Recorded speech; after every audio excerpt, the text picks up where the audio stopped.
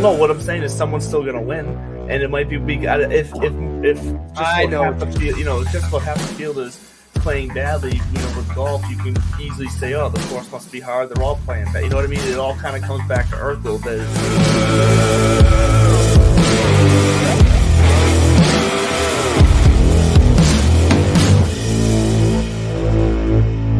Sergio has been like, I can't wait to leave this place. Rah, rah, rah, rah, rah. Yeah.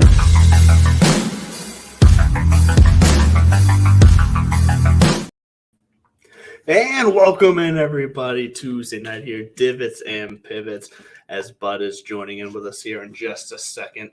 But welcome in, as always. This is episode, I believe it's 44. I don't know, but Bud, you correct me. Is this episode 44? I forget. I've lost count. I think it's 44.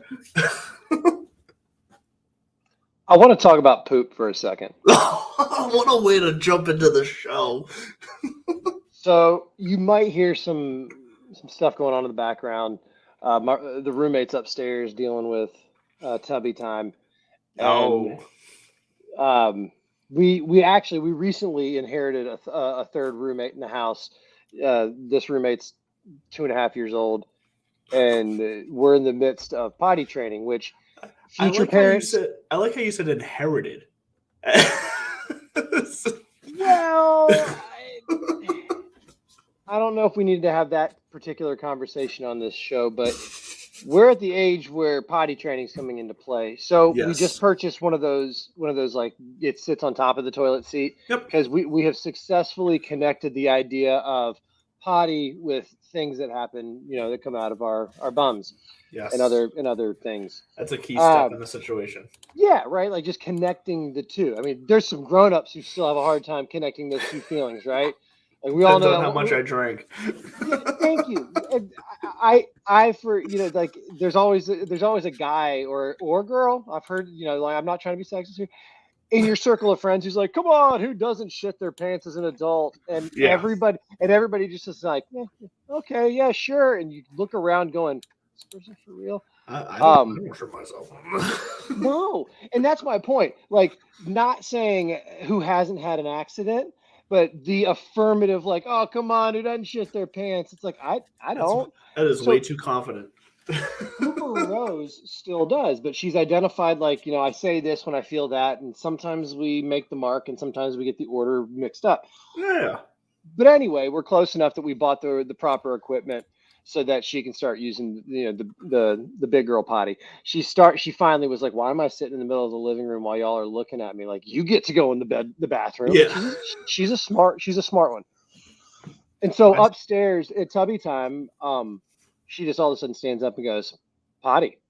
And it was right around that kind of quarter till mark where I was like, all right, roomie, you got this one. I'm going downstairs and we're going to do our thing and entertain dozens and dozens of people on the interwebs. And that came out. And I looked at my wife, shocker. And I was like, got it. So I pick her up out of the tub, sit her on there. And she goes, all done.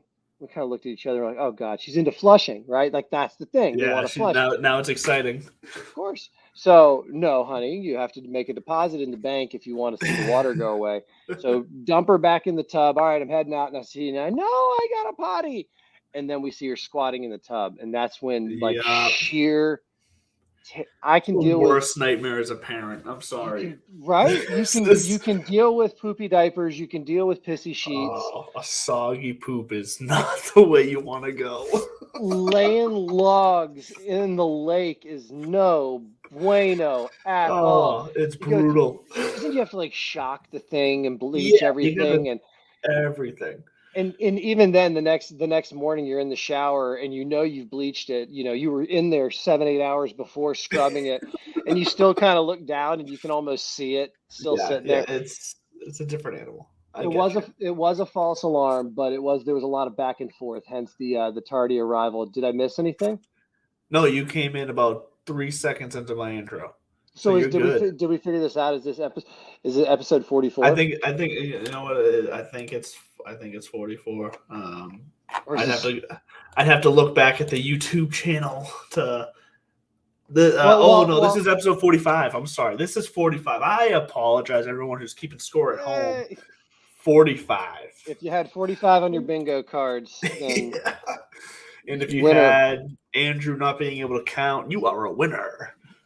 Well, we all knew that when we saw your fantasy performance that last season in golf, but we're going to let that simmer for another day.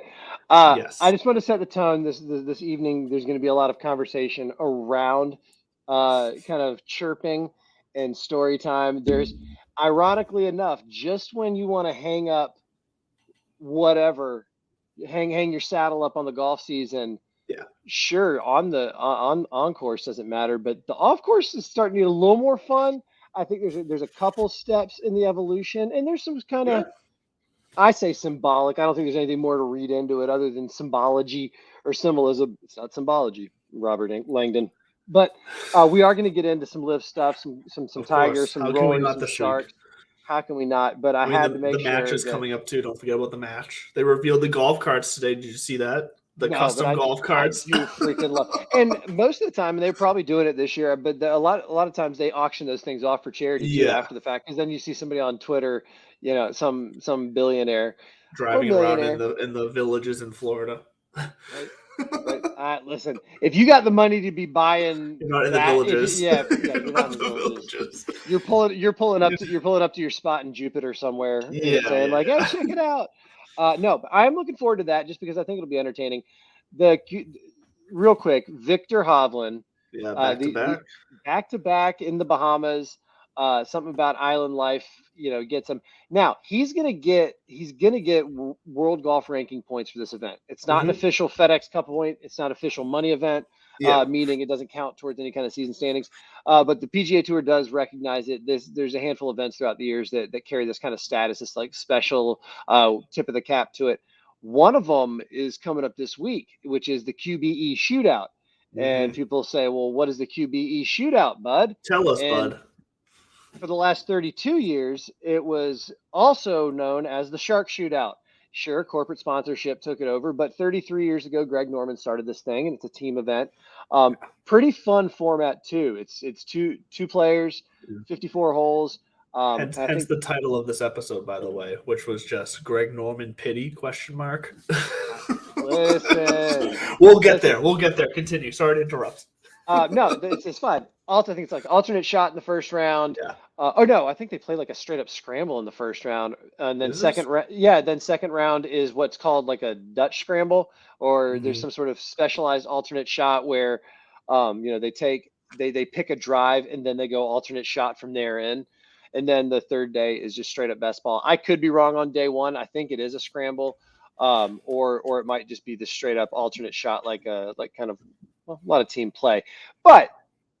Who gives a shit? I don't even care who wins. The guy who's not going to be there is Greg Norman, the guy who started the whole thing. I mean, we've gotten to this point where, reality, right? Like, when the tournament director's like, dude, sorry, can you not come? It's time to pay up on all the checks that you mouth cashed. It's time to pay up. And this is the funny thing where I went down a rabbit hole over the summer where I was just gobbling up audiobooks on Audible. And one of them was Jocko Willnick's thing, Extreme Ownership. And I'm not trying to be on high. It's much more of Monday morning quarterbacking or just armchair psychology, where it almost seems like if Greg's heart, the dilemma with Greg is ego. Shocker! This just said. But all like you just said, everything, all of those little steps along the way are finally coming to a head. And Rory's finally coming out and saying, like, you know what? Forget it. He was an ass to me after we had this nice little back and forth. It was so done. And if you haven't seen it, check out. Rory did an interview recently, and he showed text messages and everything saying, like, listen, man, I kind of wrote him off a while back. He was kind of weird, and then the documentary came out about his collapse at the Masters, and it really struck home because Rory did what he did in 2010, 11. I think it was 10. We all watched that, right? And so, and apparently he goes. We had a nice back and forth. He said, thank you so much. Blah, blah, blah. He goes, I thought it was done. And then I see him on TV saying what he's saying. I'm like, the fuck is that all about? Because and then apparently they approached each other. They had a conversation about live. And this is the part where I identified so much with. I connected with. I identified with Rory in the moment. No, I connected with his position when he kind of stated he didn't appreciate just kind of how Norman was saying, "Oh, you'll understand someday, little boy. You don't know what." When you resort to that kind of, you're just flat out ignorant. Not here's Yeah. why this is good or here what we could be doing. And what's great is he comes full circle to say, ironically enough, this product, hey, is under different leadership, this probably could be causing more problems for the PGA Tour. But because Greg won't get out of his own way, we have a leg to stand on here. And I can see why Rory says, "F you. I'm not gonna." What I'm getting at is, what did you expect, Greg Norman? Yeah. You're creating, and even this QBE shootout. Go ahead, please get in there because I got to pull up I was going his to say shootout comment. this is the question that we keep asking about Greg Norman. What does you like? He seems to be so out of touch with reality with everything that he says that everything he says is going to have zero consequences. And that's the thing. Like there's one thing to believe in a product that you are financially backing to try to hype it up and try to build it up. I get that there's ways to do that, but to do it so arrogantly and like we've said, to keep expecting the golf world to respect it on the same level of the PGA Tour immediately, it's just naive. And what is he's lost? He's just lost. And this is the part of his kind of, I don't know, announcement or whatever the hell he put out on social media, statement concerning the matter. Sadly, after 33 consecutive years of playing in and hosting every shootout tournament, this year I have been asked not to attend. Okay.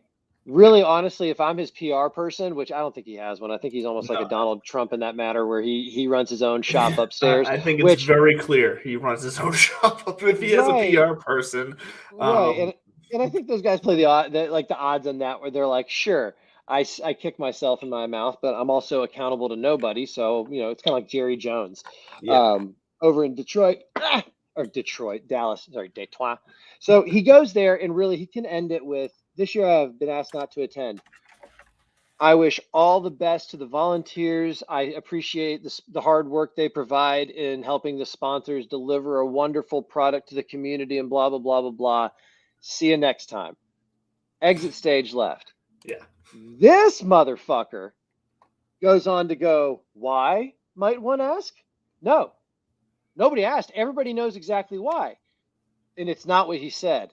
Perhaps it is because I am helping to give golf a new heartbeat, creating new value and delivering a new product that is loved by players, fans, and broadcasters alike. And in doing so, finally giving players their rights as independent contractors to benefit from their performance and brand. In some people's mind, this is too disruptive and evolution is perceived as a bad thing. I disagree. Competition breeds X. What in the heavenly hell? Who I wrote know, this for right? you? If honest to God, to be as successful as a businessman as he has watched way too much cable news to see that he's politicking right now. Because on a business side of thing, you walked over here and just flat out created a competition where nobody was asking for it, nobody was clamoring for it. And by the way, the following you have is for the money, and I'm not faulting them for it. As a matter of fact, I honestly want to call a truce on any and all live players except for Patrick Reed, and I think that's just a golf thing. I'm sorry, that's going to follow him whatever tour Yeah, he's on. No, but that in is. seriousness, looking at it from their perspective of, all right, I'm going to go get more money over here. I'm not asking anybody to make moral judgments on my behalf or what I think. And I'm not even saying Greg's doing any. This has nothing to do with ethics or moral. This is kind of like just common sense. What the hell did you expect? I mean, of course it was going to be tough. And it's not because we're jealous. Nobody's jealous of you, dude.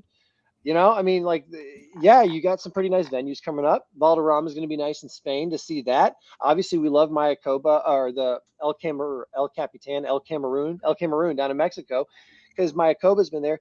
Cool, tight. But nobody feels bad for you. And I hate to say it, the only person I'm not calling a truce on is Greg Norman. I agree with Rory and Tiger. I think they see this because also I think a guy like Tiger, I don't think he'll ever go. He is loyal and Rory is loyal. Yes. But I think they are thinking of their brethren, their peers, and they're going, you know what? Patty P's got a point. Maybe he's being a dick about it, but Pat Perez has got a point. Maybe the PGA Tour Champions is a nice landing spot, but maybe they do see it as like, why don't we just kind of figure out this bridge? Let's protect what we need to protect and just let bygones be bygones. But Greg Norman sowed these seeds years ago, the first time around. Of course he did. So here's the thing about Greg. So I was, as you were talking, I was just doing some quick research because I wanted to make sure my point actually had a base. But because there's a question that I immediately thought of when you said Greg Norman basically calling Rory, you'll see someday, little boy. Yeah. Like that. Better career by the age of 35. Rory has 35 career professional wins. I'm sorry. That's his age. I just messed that up. I think it's 35 career wins. Though. Yeah, I think that just sounds. Yeah, even worldwide. I'm sorry. He's 33. I'm sorry. He's 33. That's why he's 33. He has 35 career wins. But he did get that 21st PGA Tour win that surpassed Norman's 20, and that's what chirped him earlier this year. Exactly. So who's had a better? I don't want to. It feels too vague to say who's had a better career because obviously Greg Norman had his place. You were not on mute, by the way, even though I saw you try to put yourself on mute. Damn, I thought I was. I thought I muted my microphone in time. No. Well, but so obviously Greg Norman has his place in PGA history for I think it's like 91 career professional wins, something like that. I'm not trying to belittle Greg Norman's career here, but for him to look at Rory and basically insinuate like you're a peon to me right now. Rory's tracking higher than Greg Norman was at his time. Like it's kind of it's one of those. I know it's different times. I know it's a different age, whatever. But Greg Norman really needs to start grasping reality before he speaks. By the way, preaching to the choir. I mean, I'm over here chirping the same thing, and apologies to anybody who heard me just hawk that up. It was a valiant effort. I saw you reach over, click, and nothing happened. The funk going around North Shore. But to the Greg Norman thing, and I'm qualifying this with I'm not deluded to the fact that of course they've got big egos. He's never going to back down because to what you were just saying, I do see that Greg Norman pats him on the head and says, "Oh, little boy, you'll understand one day," and Rory to get up on his haunches. But all of them, I mean, and they all are elite. They're elite golfers, every single one of them. Even and talk about the Joe shit journeyman who gets 25 years of his card. And I'm not talking about even like a Pat Perez who got a couple wins. I'm talking about literally just some guy who grinds 25, 30 let's weeks be real. a year. Ego and professional golfer, they do tend to go hand in hand. I'm not saying that in a negative way. It's more so that you kind of have to have that attitude to where you overly believe in yourself because you're working for yourself. You're carrying yourself. Like everything you do out there is on you. Like you have to have that confidence in yourself. So ego and professional golfer, they do just go hand in hand. Yes, and actually ego and I think excellence in any sport go hand in hand almost to a delusional point because you look at the stress now that we understand what these sports kind of go through or these sports, what these athletes go through and their bodies go through, and now we know what their brains go through. But even like to understand the pressure and the amount of money, and not even just money, people. They are independent contractors, but they're not joking when they say they have teams. They literally. My wife is texting me, and I forgot that it's connected to my computer, so it's distracting the hell out of me. Something about the bubble bath. I heard it. I don't know. I don't understand. Hey, it happens. It's all good. By the way, does my audio sound better there? Yeah, you actually sound a lot better. Okay, I could hear it. I could hear it in my headphones. I feel like I was sounding echoey. So wonderful show decorum we're showing here. I know. Sorry. Look, this is what happens. Look, as you can tell, there's a different background here. I've moved into a new apartment, so I've had to completely reset up my setup. And apparently, when I did that, it reset my settings. So didn't find that out until I heard it in my ears. Oh, that was actually something similar. I couldn't get in as well because I couldn't get to the Twitter sphere to get my links and everything. But these golfers, and the reason Greg says you'll learn, little boy, and Rory gets up is because they all believe they're the best that ever was. They all believe that they were only one or two breaks away or I do think of a guy like Greg. This started with who had the better career right now, or who's trending and tracking. I mean, there's obviously. I mean, it's Rory just because I think like he's a little younger and doing it a little faster and a little more freakish, I think, than Greg Norman was. I think the modern golfer is more freakish than Greg Norman's day of golfing. I think that's just the change in the sport. But Greg was actually one of those kind of athlete golfers. Him, Nick Faldo, and a handful of others were those athletic golfers before Tiger came in. Sure. And just changed everything with his workouts and kind of connection to the fitness game. But it does matter, this is kind of like that Hall of Fame conversation of why certain guys are not in the NFL Hall of Fame, and it's just because of personality. And it's like, well, I mean, if it's only about results, then certain people in history would be viewed a lot differently, wouldn't they? So to who's got the better career, I think I would take Greg Norman right now, because you already know what you're getting, and it's pretty damn good. Although to that, sure. I just absolutely made the argument against it, which is then if Rory's already there and he's still got some left in the tank, why would you hop on that train? But I get your argument because honestly, I don't think Rory will hit that like 91 win professional win mark that Norman has. I don't think, and not because he's not talented enough. It's because I don't think Rory's going to have to play as long as Norman played to get there. True.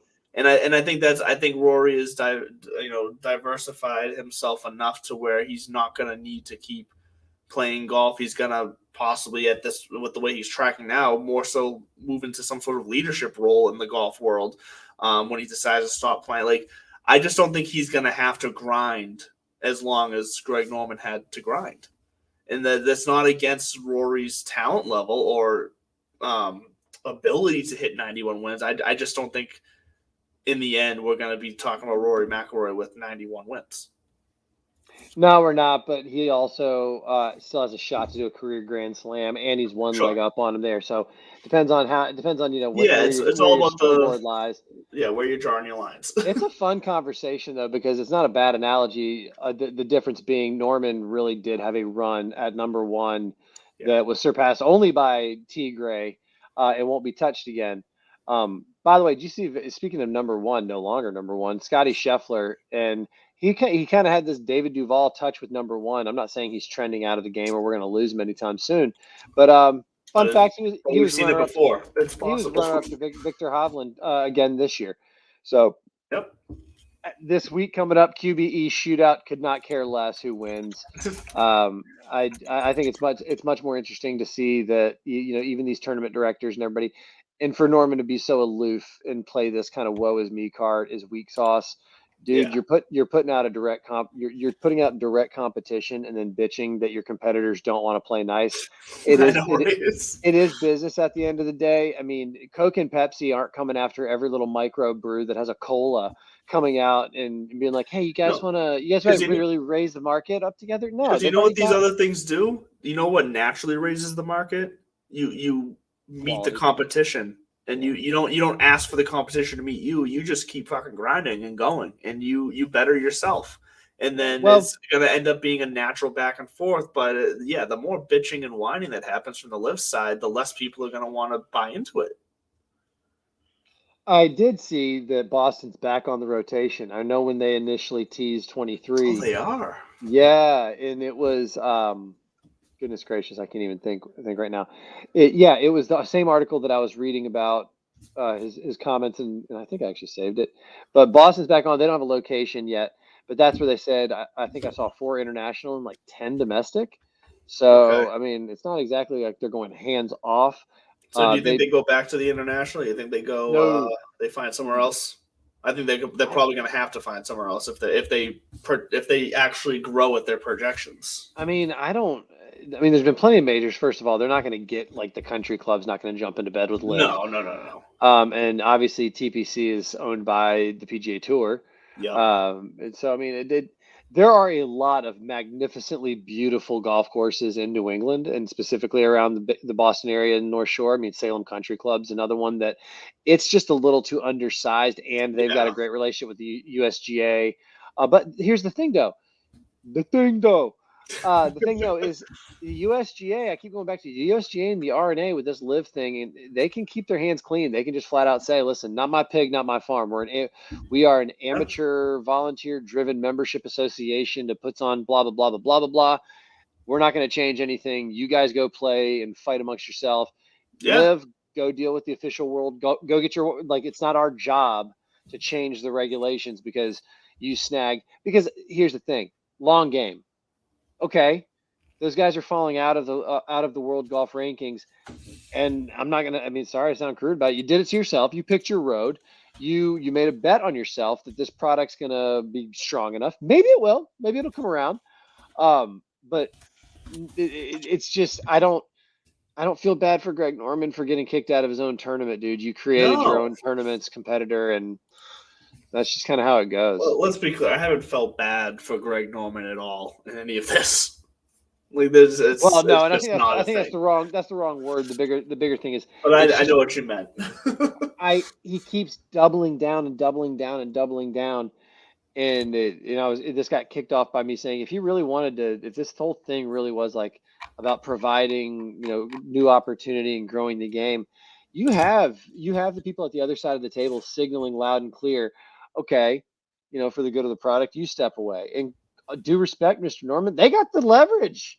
Yeah. So you might not like it, but they're in a better position right now. I just don't, and still without a TV contract in hand, with people still kind of fumbling around for what this is, you're separating yourself from the stigma that in today's day and age, there's nothing harder when we all have the attention of a goldfish, or not the attention, whatever.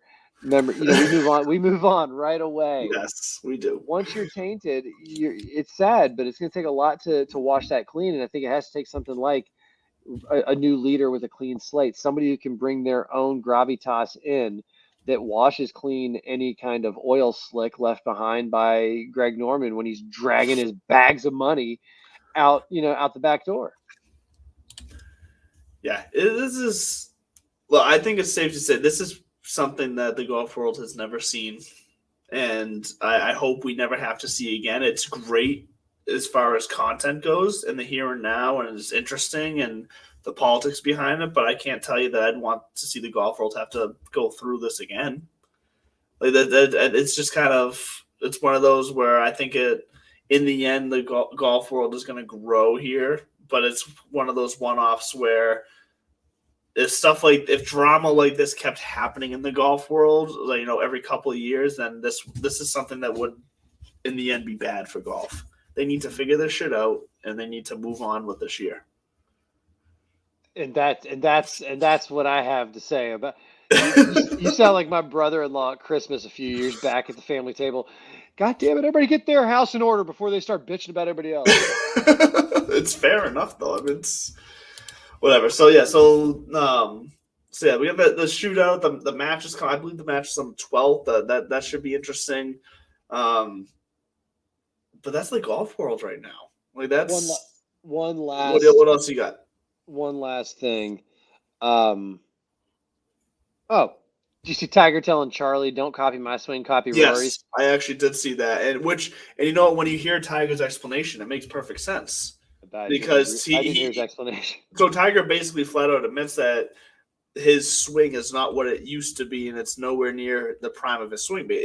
And I'm obviously, summing up his words there, but he basically said that Rory's swing is like an art form of consistency, and that's what Charlie should be going for, and that Tiger. Have you seen some of the side by sides?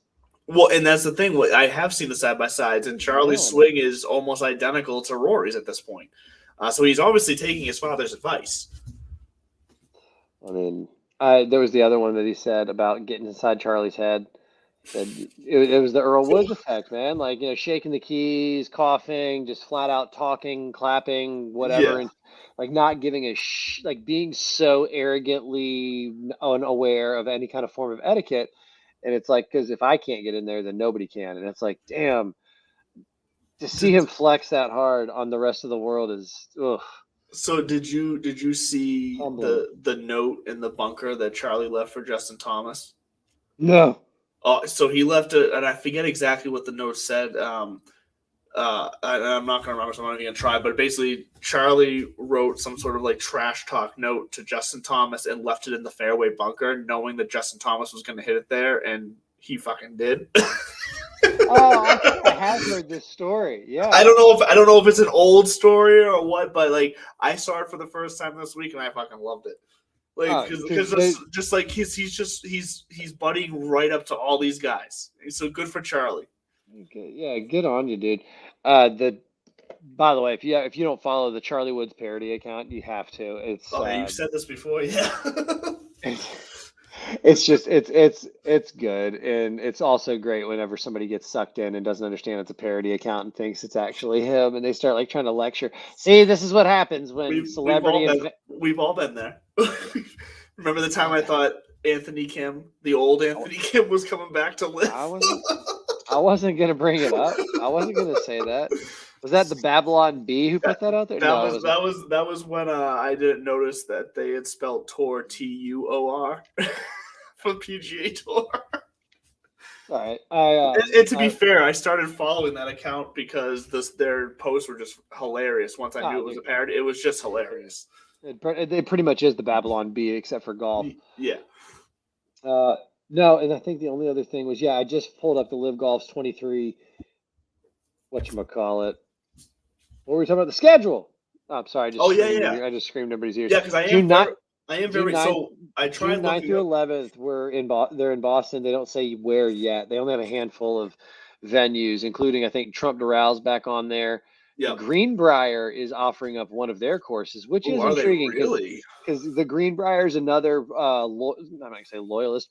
They're not really loyal because they lost the John Deere, didn't they? It was the John Deere was at the Greenbrier for a long time, wasn't it? It is now. I don't think it is anymore. No, it's not. But now they host like the it's called like the Veterans Classic at the Greenbrier or something. Yeah, but they kind of went down a tier in tournament is what I'm trying to get at as far as what the PGA was giving them. Still, it's it's a site that's riding two horses with one ass. But I guess if you got multiple courses, then it's multiple asses. So that's going to be fun to watch. I'm trying to remember the old time professional that always hung out at the Greenbrier. I'm not gonna. It's move on because I'm gonna move on because I'm not gonna remember his name. But I've heard the stories of this big name professional from back in the day who was still hanging out at the Greenbrier and like within the last 10 years he'd be getting drunk and betting every hole with random people on the course, and basically just he'd be there every day just making his money that way. Like that was his retirement plan. Who? Talking about Sam Snead? That might be it, actually. Yeah. It might be Sam Snead. I mean, the assistant golf pro at the Greenbrier. Okay, so that is Sam Snead then. Yeah. He like bets people on the. I don't know if he still does, but like so when I went to college in West Virginia, that was the story coming out of Greenbrier that Sam Snead was hanging out there just betting people. Basically anybody who walked on the course, he would, and they didn't know who he was. He would just bet them. He'd just take their money. Well, yeah, pre-social media and interwebs, it was pretty easy to get away and hide your hide your identity. Even if you're tied for first on the all-time PGA Tour win list. But it's just good fun. Speaking of good fun, the Georgia Bulldogs back in the college football playoff. Number one. Shit, we knew they were going to be number one. Yeah, I know. Bigger news, Stetson Bennett, the mailman, gets an invitation and is a finalist for the Heisman.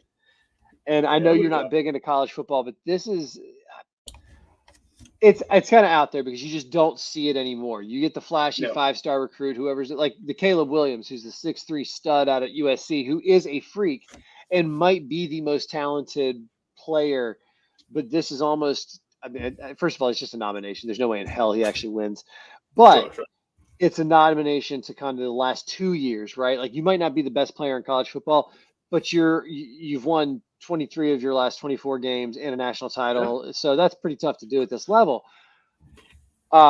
I just think it's a pretty cool story. I'm looking forward to it. That, and I'm going to order a USPS Postal Service workers hat in honor of him. His nickname's the Mailman because when he was a recruit, he would go to these quarterback camps. Apparently, he would wear a mail carrier's hat to try to differentiate himself and kind of stand out because he thought it was quirky, and he caught the nickname the Mailman. So look for that coming soon. Now, I am curious because I found this interesting. So obviously both. And this was a conversation that came up between me and my uncle. And now, as I've stated before, I'm no college football expert, but I found this kind of concept interesting in talking with my uncle. He's a big Michigan fan. Obviously, USC and TCU both lost, allowing Ohio State to move into the top four, into the playoff. But the conversation we had about this specifically was that Ohio State got back into the top four, even though they did not make their conference championship. And the fact that everyone was always going to go back to strength of schedule. Now, as an avid college football fan, especially a Georgia Bulldogs SEC fan, and a history with Michigan, obviously you're used to the college football big house kind of big names. In strength of, when talking about strength of schedule, do you not give that extra game that the teams who have played in the conference championship, shouldn't that count towards your quote unquote strength of schedule? They had to play an extra game. They played one more game than Ohio State. Sure, Ohio State plays in a tougher division, but they weren't good enough to get out of their own division within their conference. Do you think that the strength of schedule is overplayed and used as a way to favor bigger money schools getting bigger airtime? Is kind of the way it feels. I felt like the fact that both TCU and USC lost was just the perfect excuse for the committee to move Ohio State in. All right, so there's a lot of things that are at play there, though. I don't think it's just the strength of schedule. Much more than strength of schedule, I think what we're getting at is the strength of conference, or the relative, I would even say, pedigree of your conference. It is without a doubt no-brainer. If you win the SEC, you're going to get in. I mean, even at like 10-2, LSU, had they beaten Georgia, there's an outside shot they might have jumped up, into that fourth spot themselves with all these losses. I mean, a win over Georgia is would have been pretty big, for sure. And that would have been a win over Georgia, over Alabama, over not Tennessee, but so they would have some of these strong quality wins. So. Yes. When it comes down to USC is kind of who you're alluding to. They go out of the Pac-12, they lose their title game, and now all of a sudden, TCU loses, but they get to hold on, and they don't even move. And a team that didn't even play kind of hops over. So it almost appears like they get punished for having to play in that conference championship game, right? And that's kind of the point I was trying to get at, is it doesn't make sense, or Or was this just getting a bigger program into the limelight? Well, yeah. I mean, let's be honest. I mean, we all know how the NCAA works, so I guess that's a silly question. But. Listen, if by the way, if Tennessee or Alabama would have had one loss, TCU probably would have gotten canned. They would have easily found a way to look themselves in the mirror and say, Alabama, Tennessee, these are, I mean, way bigger reaches in name recognition than TCU. So this really is kind of a nod to the fact that TCU lost that game at in double overtime on like a 1-inch Max Duggan, down at the. It was that freaking close. And see, USC just basically got walked by a team that had beaten them earlier in the year, which was like kind of that double whammy of TCU had beaten Kansas State previous in the season, so they were matched up. So that's easy to rationalize that. So how do you take Ohio State? That's when the eye test comes in, and they do start crunching some numbers, and they do lean on strength of schedule and some of the other factors. But the biggest thing and the biggest signal to all this that it was going to be a problem was when they said it was only going to be 4 teams, but we got 5 Power 5 conferences. It was always going to be super subjective. Now they've gone to 12 teams, which in 24 is the first playoff with 12 teams. Yep. Now it's kind of a thing of beauty. You're going to have the Power 5 conference champions get in. what those Power 5 conferences look like. Who knows with all the movement around? But the Power 5 champs get in. I think then like the top ranked conference champion from the group of 5, which is kind of like that second tier of FBS, that top person's going to get in. And then after that, they're going to have 6 spots that's just going to go to the top 6 ranked schools after conference champions. And that is, this is the thing that we've been clamoring for forever. And because of backroom politics and the bowl system and everything, it really was the Rose Bowl who was the last to cave, holding their own. I wouldn't be shocked if some messages got sent out to them quietly where it's like, if you really make us drag our feet, you just might not be part of the next rotation. Maybe the Rose Bowl is not like, we don't need you. Obviously, these like the Pac-10 and the Big Ten are not going to be like, no, guys, need to have our tradition. You know how much money is being made right now. So in 2 years, I think it really is going to be a good model. 12 teams, first round bye for those top 4, and then after that, that's enough where it's not going to stretch the season out until forever. Because I think we've had this conversation before. One of the big arguments we used to make is, that's a lot of games there are 100 and whatever, I think 120 Division I football teams in the FBS. To ask, and not even ask, they'll volunteer, they'll do it, a dozen of them to play up to 3 games, considering what would be at the end of that stretch. I'll say yes. That honestly never crossed my mind as far as it being too many games. It's because I'm right there and that the prize is worth it. Like, that never crossed my mind at school. I'd be like, but I don't want to play those extra 2 games. I just want to play our silly, Alamo, Turducken Bowl or whatever and call it a day. Like, obviously everyone's going to want a chance at the playoff if they can. So that was never a question to me. The Alamo Turducken. My favorite's the San Diego County, San Diego County Credit Union Poinsettia Bowl. Yeah, well, that's the thing with the sponsorships these days. The poll games have gotten ridiculous. There's like 3 sponsors in one title.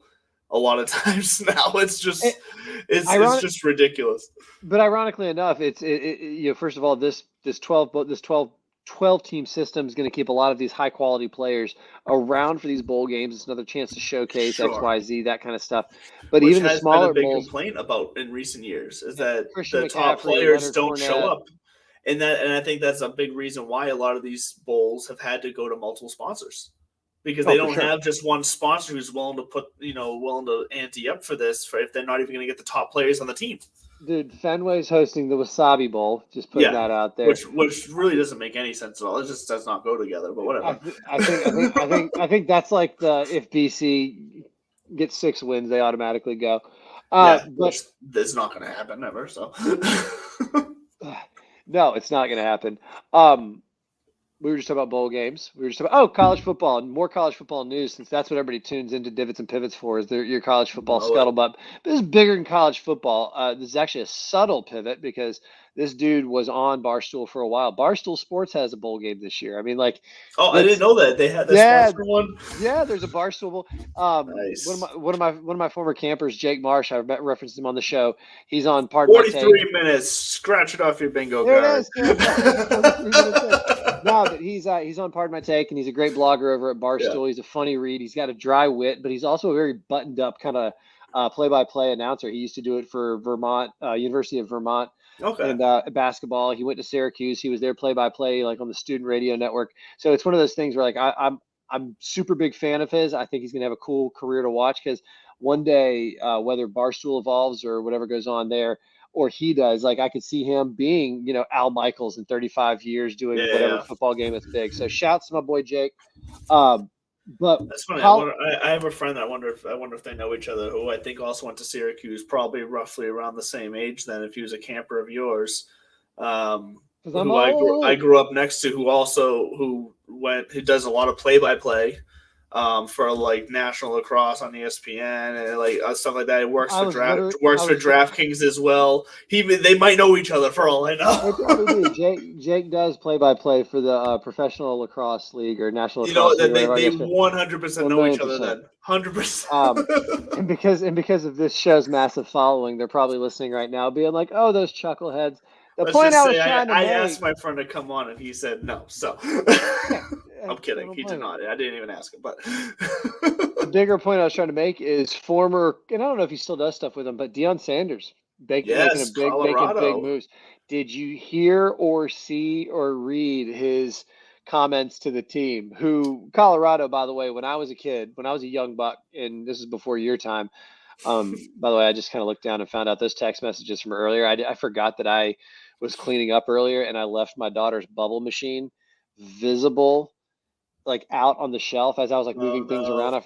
Yeah. So when mom went to go put the kid down, bubbles. So I finally glanced at that and it just said, we're going to chat about the bubble machine that was placed in direct line of sight of bedtime routine.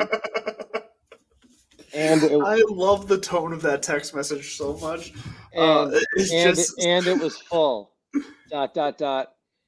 It's not full anymore. So that's going to be a fun conversation. Right there just sums up marriage. Right there, it's perfect. So when I was a young buck, Colorado was a big thing, man. I remember I used to actually have a UC Boulder T-shirt that I wore till there was holes in it, just because I kind of had an obsession with the idea of going out to Colorado.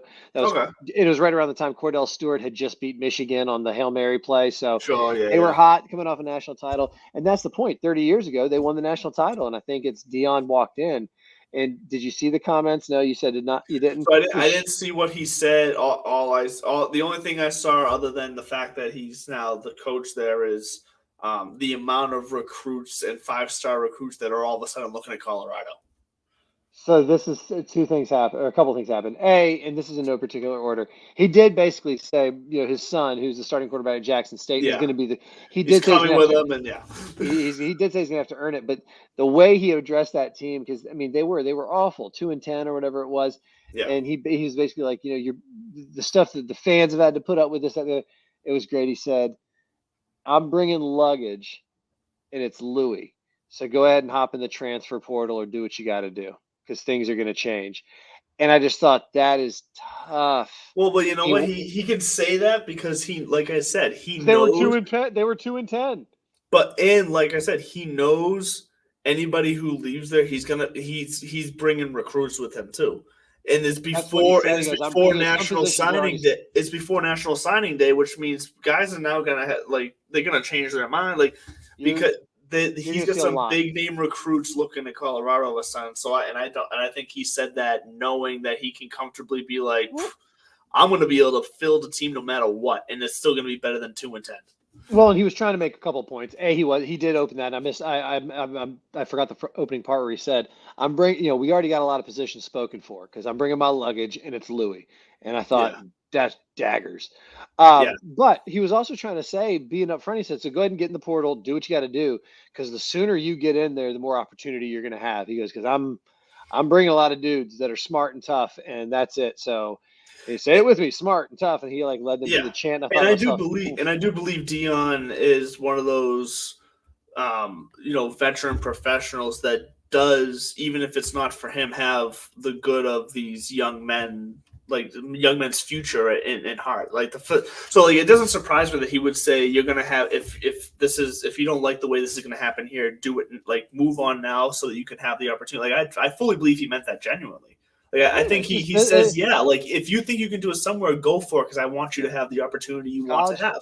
Yeah, college football is a business, and that's all it is. I mean, they are student athletes, and when I say that, I mean education and opportunity are part of the packages they're paid, and now with NIL deals, Coach Prime coming in, he's putting his entire brand on the line. I mean, D1 football, I joke about everybody jokes about the Pac-12, and but I mean it's a Power 5 conference in Division I football, and which means, especially like I alluded to, the playoff going to 12 teams in 2 years. He's sitting there thinking to himself, like, this could be us. We could be playing for a national title in 2 years, because it's not too big of a leap if you can finish, top of your division in the Pac-12. You got a shot, which means going 10-2, 9-3 in some places might be good enough if those 3 losses are quality losses. So I love the swagger and the honesty, but like you said, no, I don't doubt his sincerity. But taking 3 steps back, he is putting his entire brand on the line and doing it for his son, which I think pushed up the timeline. His son, if his son wasn't part of the equation, I don't think he would have been down at Jackson State for much longer, but I don't think it would have been Colorado. I think it would have been a bigger He splash. would have, yeah, exactly. He would have waited it out for something bigger. Yeah, because he is carrying a lot of collateral capital, a network, a whole thing. That if it doesn't work out, what happens? I can see a headline, a couple years like prime time runs out and that kind of shit. Yeah. Because if he falls flat on his face, I think within, the way he's talking about the players that he's bringing in and the way that the transfer portal, I think that they're going to be expecting nothing less than a Pac-12 title in the next 2 years. Like they're going to say, we want the Rose Bowl, if not at least a playoff. And that won't even be good enough. They're going to, it's just too high profile of a move. Hey, by the way, Welcome to the SEC, Brian Kelly. Did you see the dogs? Did you see the dogs go for 2 when they were up 48-30? I didn't see any college football this past weekend. Honestly, my whole weekend was pretty much my kids and moving. I didn't even watch a single NFL game this weekend. Like, how are the children's? They keep us busy, but they're good.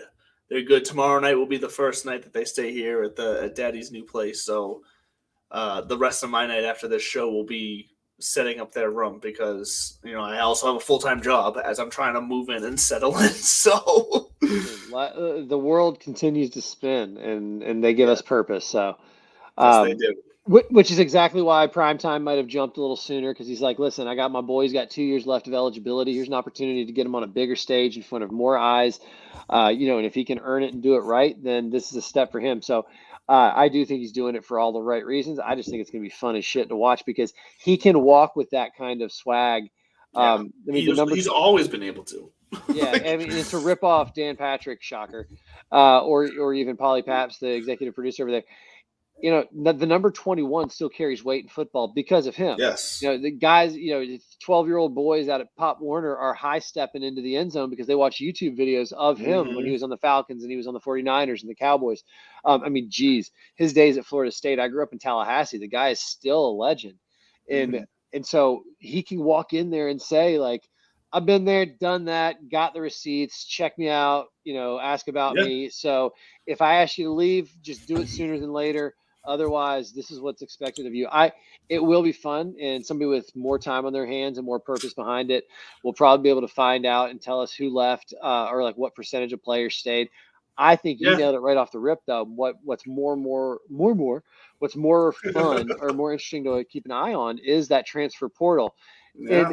And something else I saw, speaking of this transfer portal, because the NIL deals, name, image, and likeness, the fact that these kids can now sign sponsorship deals, you have to have absolutely, in theory, Elon Musk could say, hey, kid, you want to be a Tesla spokesperson? Here's $1 million a year. And it's just like, what?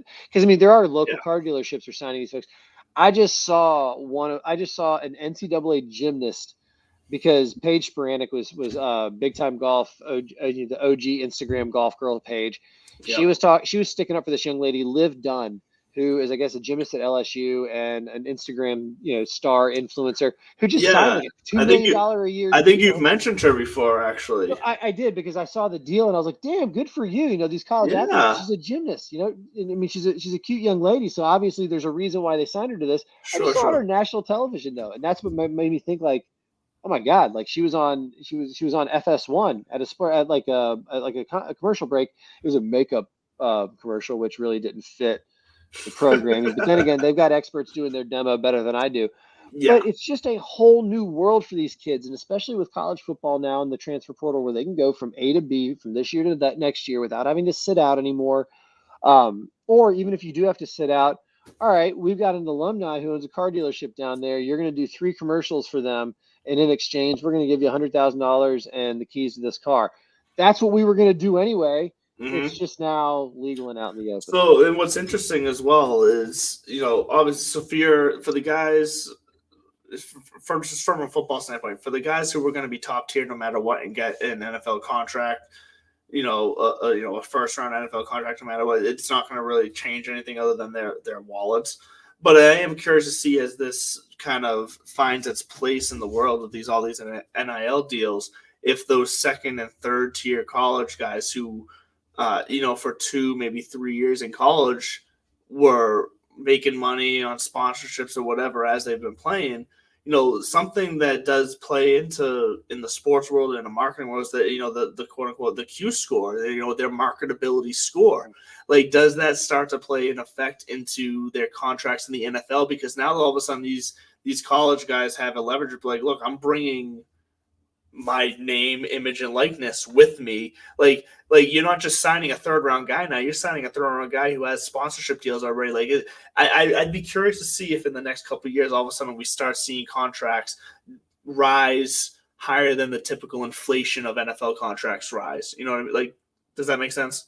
It does. And the salary cap and the money that's spent in the NFL, I think, largely is controlled by the TV contracts to be like, Of course, so how big they can get, I don't know. But as far as how they start getting allocated, to your point, could we see a lineman coming in and breaking the bank and breaking all the rules? Because it's like some NFL teams, like, you know what? Because Gronk's a great example, handcuffed with a tight end salary schedule, because that was the title of the position that he played. But everybody knows that the role that he filled for the organization, especially as a revenue generator, was monumentally greater. And so I do think that you'll see, and that's where you want to keep your eyes. The next round of collective bargaining agreements, how does social media influence, like you said, maybe a Q score? That was already getting factored in. And I would love to know how. Again, somebody smarter than me, but the sports agents, that's their whole industry, right? Is to have that information at their hands for these young individuals. Tiger Woods, when he said the words "Hello World" at the Milwaukee Open, I think either right before or right after that, he made $100 million with the stroke of a pen. And it was because these deals were lined up. Everybody knew it was coming. Everybody, I don't think anybody knew what was actually coming. It's like him and LeBron are the only two, and maybe Bryce Harper. The stories, the sun hasn't set on Bryce Harper, because don't sleep on 2 MVPs. He might get that World Series. But from 15 years old until now, he's another one of those stories where I think he's got to get a ring or two, and then we can put him up there. But as far as like predicting it and getting it out there, Tiger was something like we had never seen before. So these kids now are going to be, that is going to be it. It's not just you're getting me anymore. And it's not necessarily the brands that I bring with me. It's the followers. I'm Joe Shit the Rag Man. I'm 6'7", 350. Sure, I can pancake block anybody. But I also have 1 million followers on Twitter because I do stand-up comedy on the side. You know what I mean? Like, that's going to be... Well, exactly. There's now all of a sudden these players' personalities are much more versatile and much more valuable and leverage is leverageable. Worthy of I don't know. That's accurate. You know what I'm trying to say. Leverageable is a word. It sounds weird. It's awkward. That's a weird word. Okay, leverageable. But they can leverage themselves a lot easier, I think, when it comes to contract negotiations of all the nitty gritty stuff that we don't hear about in the news, because all we ever hear about is the bottom line. This is what they're making per year over this many years. But we don't ever, at least I don't usually ever stop to think about everything else that goes into the value of that dollar for that franchise. Real quick before we wrap up, Aaron Rodgers, love or hate his comments about Chicago? I hate everything he does. So hate. I didn't even hear them, and I hate everything he does. So you didn't, and I did not do any NFL this weekend. So because I didn't even do my NFL show on Sunday morning because I blew my tire on the highway headed home from dropping the kids off. And so I missed the show because I was on the side of the road changing my freaking tire. All right, let's see here. What did he say? It's truly been a second home to me. Actually, I did hear that because he also went on to say something. You never know when it's going to be your last time, right? Something along those lines. I think he mentioned something about you never know when it's going to be your last time playing somewhere, which was people were then taking, is he retiring or does he plan on moving on to like an AFC team and he doesn't think he's going to play in Chicago again? Like I do remember hearing stuff around those comments. Doesn't he have like $50 million guaranteed next year? He's not going anywhere. Well, that's why it's all interesting. Because he could also – he's the type of guy, though, who could just be so fed up that he says, fuck it. Because that's just him. He's a piece of shit. Wow, did I just say that? Yes, I did. Fuck it. They've got great fans here in Chicago. It's truly been a second home to me. Oh, That's a dagger to anybody wearing Green Bay colors. That's Well, just they. How do you? That's fucking brutal. Brady could have said that about like the city of Buffalo, right? Like Bills Mafia, great, always a Yeah, wonderful love them. They're environment. such great fans. What? I love Uh, what they do to the tables. Just it's beautiful. are the Pats salvageable? I know you said this No, 2 weeks ago. You already no, sold. no. It was Thursday night. It was fucking brutal to Mac watch. Jones is kind of a nut job, eh? Well, so here's the thing. I don't blame him for being in the job because he's in such a shitty situation this year. But I also don't, and I'm not gonna say I don't know. I am unsure of what he is at this point because we saw him do good for the majority of the year, but not the entire year last year in his first year. But you could chalk that up to his first year. And then Right. this year, the whole situation with the offense and the coaching staff and everything has just been such an absolute disaster that I can't really blame him for it or his reaction to certain situations because I can't say that I would do anything different if I was in his position. So I think he feels like he's part of somebody's experiment, and I almost want to be like, dude, yes, welcome to playing for Bill Belichick. ain't that the truth? All right, well, listen, I've Well, got to go pay up on this go on Bubblegate. go answer for your bubbles. I will keep you updated. Answer and for your posted. bubbles. And look, all of you guys, you can catch us every Tuesday, next Tuesday again here, 8 o'clock on YouTube, Piper.golf, malabros.com. Use discount code DIVPIV, DIVPIV for your discount code on any and all of their products. So go check it out. Mrs. Bud Copeland, I apologize for my co-host. Absolute disgrace with the bubble machine. So everybody have a good night. We will see you next week.